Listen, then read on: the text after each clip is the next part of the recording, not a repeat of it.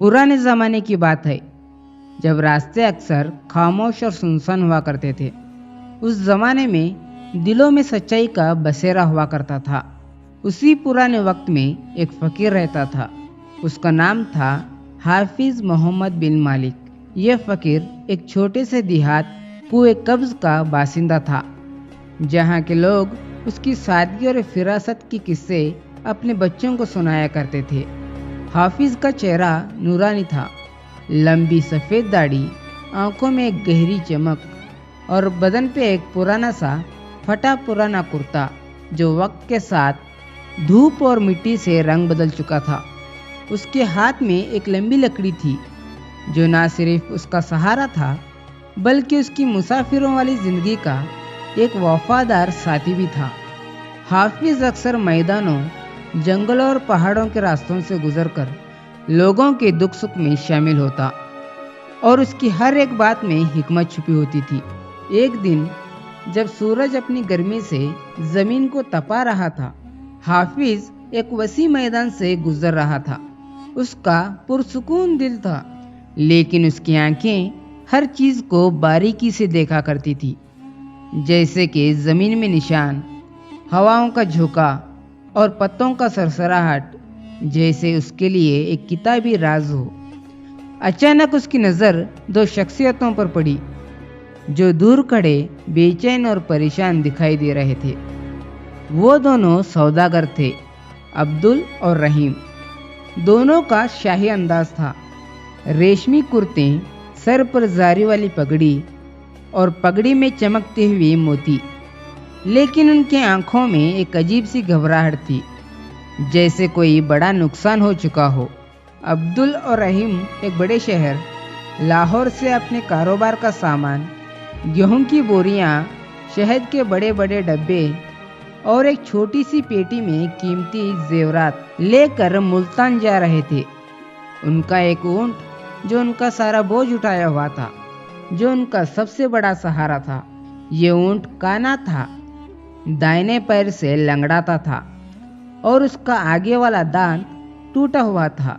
लेकिन पहली रात जब दोनों सौदागर एक छोटे से जंगल में आराम कर रहे थे, उनका ये ऊंट रस्सी तोड़कर कहीं लापता हो गया। सुबह जब दोनों उठे तो उनका दिल धड़क उठा। ना ही ऊंट था, ना ही सामान और ना ही जेवरात। दोनों ने मैदान में हर जगह ढूंढा, लेकिन कोई सुराग ना मिला। हाफिज़, जो अपनी मुसाफिरी में लोगों के चेहरों की परेशानियां पढ़ लिया करता था, उनके करीब आया। उसने अपनी आवाज़ में थोड़ी सी शरारत और गहरी हिकमत घोलते हुए कहा, भाइयों, क्या तुम्हारा ऊंट खो गया है? सौदागर एकदम से चौंक गया। अब्दुल ने जल्दी से कहा, हाँ फकीर बाबा, तुमने देखा है क्या उसे? हाफिज़ ने अपनी मुस्कुराहट को छुपाते हुए कहा, काना तो नहीं था वो, और दाहिने पैर से लंगड़ाते हुए तो नहीं चल रहा था। रहीम के चेहरे पर एक चमक आई। हाँ बिल्कुल, तुम्हें कैसे मालूम? हाफिज़ ने अपनी बात को और आगे बढ़ाया, और उसके आगे वाला दांत टूटा हुआ तो नहीं था। अब दोनों सौदागर पूरी तरह से यकीन कर बैठे थे कि यह फकीर उनके ऊंट को जरूर देखा है। अब्दुल ने जज्बे में कहा, हाँ यही बात है, बताओ जल्दी बताओ, कहाँ मिला वो?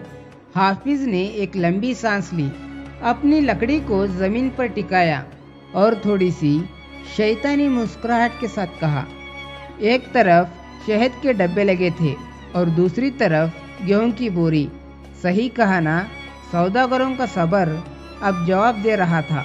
फकीर बाबा, अब और वक्त मत खाओ, हमें दिखाओ कहाँ है हमारा ऊंट। लेकिन हाफिज़ ने बड़े इत्मीनान से, जैसे कोई पुराना किस्सा सुनने वाला हो, भाइयों, अगर सच कहूँ तो मैंने तुम्हारे ऊंट को नहीं देखा, ना ही इसके बारे में मैंने सुना, ना ही इसके बारे में कोई खबर ली। मैं तो अभी तुमसे सुन रहा हूँ कि तुम्हारा ऊंट खो गया है। ये बात सुनकर सौदागर गुस्से से लाल हो गए।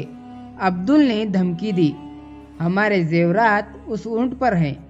अगर तुमने सच नहीं बताया तो हम तुम्हें काजी के पास ले जाएंगे। रहीम ने भी गुस्से में कहा, यह फकीर हमें बेवकूफ़ बना रहा है। इस बात से हाफिज पर कोई असर नहीं हुआ। वो पुरसुकून ठहरा रहा, जैसे कोई तूफान भी उसकी रूह को छू भी न सके। उसने कहा, मुझे धमकी देने से कोई फायदा नहीं। मैंने जो कहा वो सच है। सौदागर अपनी बात पर अड़े रहे। हाफिज को पकड़कर शहर के काजी खलीफा हारून रशीद के दरबार में ले आए। खलीफा हारून रशीद एक अक्लमंद, इंसाफ पसंद शख्स था। वो अपने दरबार में बैठे थे। उनके चेहरे पर एक गहरा सुकून था। लेकिन उन्होंने जब यह अनोखा मामला सुना, उन्होंने हाफिज से पूछा, फकीर, ये क्या राज है? अगर तुमने ऊंट नहीं देखा तो इतनी सही तफसील से कैसे जानते हो? बताओ, क्या बात है? हाफिज ने हल्की सी मुस्कुराहट के साथ अपने लकड़ी को जमीन पर टोकते हुए कहा, जनाब काजी साहब, मेरी बात सुनकर आप जरूर शक में पड़ जाएंगे, लेकिन मैं अब आपको हकीकत बताता हूँ। मैं जब भी घर से निकलता हूँ, अपनी आंखें और जहन को खुला रखता हूँ। आज सुबह जब मैं इस मैदान से गुजर रहा था, मैंने जमीन पर ऊंट के पैरों के निशान देखे, लेकिन कोई इंसान के निशान नहीं थे। मैंने सोचा ये ऊंट अपनी रस्सी तोड़कर भागा होगा।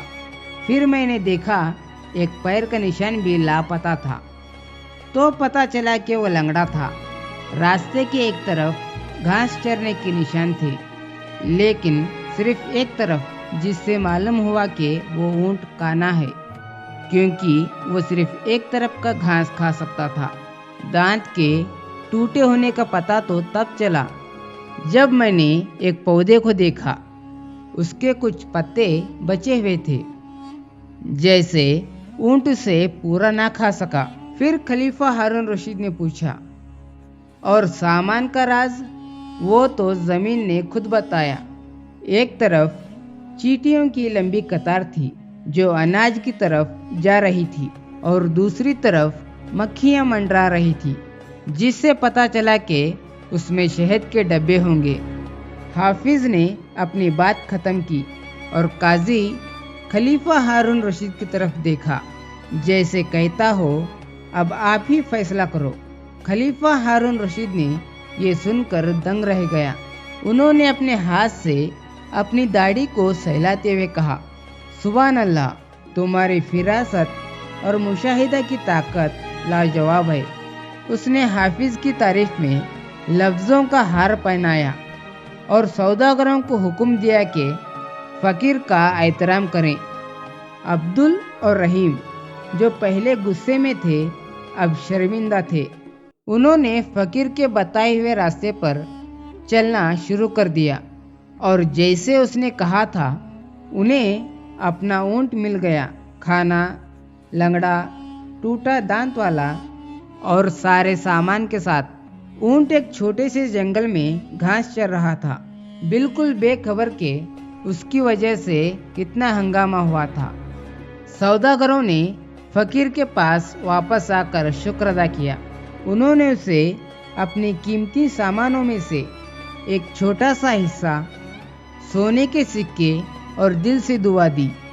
हाफिज ने मुस्कुराते हुए इनाम कबूल किया, लेकिन उनका दिल तो उसी सादगी और मुसाफरी में खुश था। हमें इस कहानी से ये सीख मिलती है कि जिंदगी में कामयाबी के लिए सिर्फ दिल का साफ होना काफ़ी नहीं, अपने आंखें और जहन को खुला रखना, हर छोटी छोटी चीज़ पर गौर करना और अक्ल से काम लेना भी ज़रूरी है। फरासत और मुशाहिदा से बड़ा राज खोला जा सकता है, और यही वो जज्बा है इंसान को हकीकत तक ले जाता है।